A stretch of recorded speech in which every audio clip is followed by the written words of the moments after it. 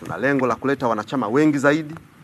Tuna lengo la kuwarejesha hata wale ambao kuna kipindi fulani walikuwa wanachama wetu, lakini misuli yao ya kuvumilia mbilinge zile za kipindi cha Magufuli, kuna watu walikimbia, lakini sio kwamba walikuwa wabaya, ni kwa sababu tu misuli yao ya kuvumilia zile pilika za yule bwana mkubwa aliondoka.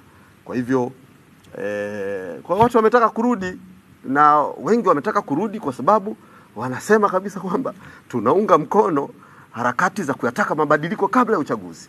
Kwa sababu kila mtu anakuambia siko tayari nipoteze muda wangu, nipoteze hela zangu, na bado watu wangu wapigwe, halafu uchaguzi wenyewe usiwe na uhakika.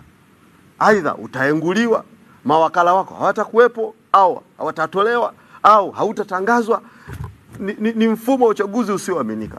Kwa hiyo kuna mamia ya waliokuwa wanachama wetu wameamua kurudi, na wametaka kurudi, na wanarudi kwa sababu wanasema hivi, sasa hii movement ambayo mmeianzisha, hii ndio ambayo tulikuwa tunaitaka. Kwa sababu sasa hivi ukishiriki uchaguzi, huna uhakika kabisa, kwa sababu mfumo hauaminiki. Kwa hiyo kuna mamia ya wanachadema ambao wameonyesha shauku ya kurudi kwa sababu ya position hii. No reforms, no election. Bila mabadiliko hakuna uchaguzi. Na tuielewe hivyo tu. Bila mabadiliko hakuna uchaguzi. Watu wa CCM siku hizo wamegeuka kuwa wasemaji wetu. Sisi tuna msemaji wetu mmoja tu, Brenda. Lakini ukiwasikiliza watu wa CCM, ukimsikiliza Wasira, amekuwa kama msemaji wetu. Ukimsikiliza Makala, amekuwa kama msemaji wetu. Wanatusaidia kufikisha ujumbe. Lakini sasa wakome, sasa wanaharibu hata kitu ambacho hawaelewi. Wakome. Sisi tunajua namna kuelezea hii kauli mbiu yetu. Kiswahili chake inasema hivi, bila mabadiliko hakuna uchaguzi. Sasa mzee Wasira, wewe sio msemaji wetu. Acha kutusemea kitu ambacho ukielewi. Tutakuelewesha mabadiliko yanayotakiwa.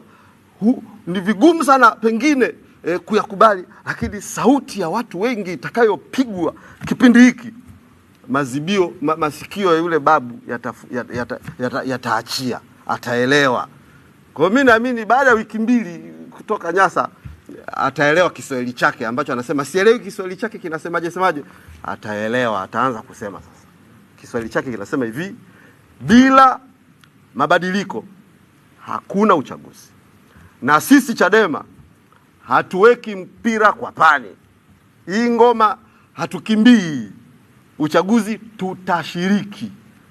Lakini tutaushiriki uchaguzi huu wote tukiwa tumekubaliana mabadiliko yamefanyika.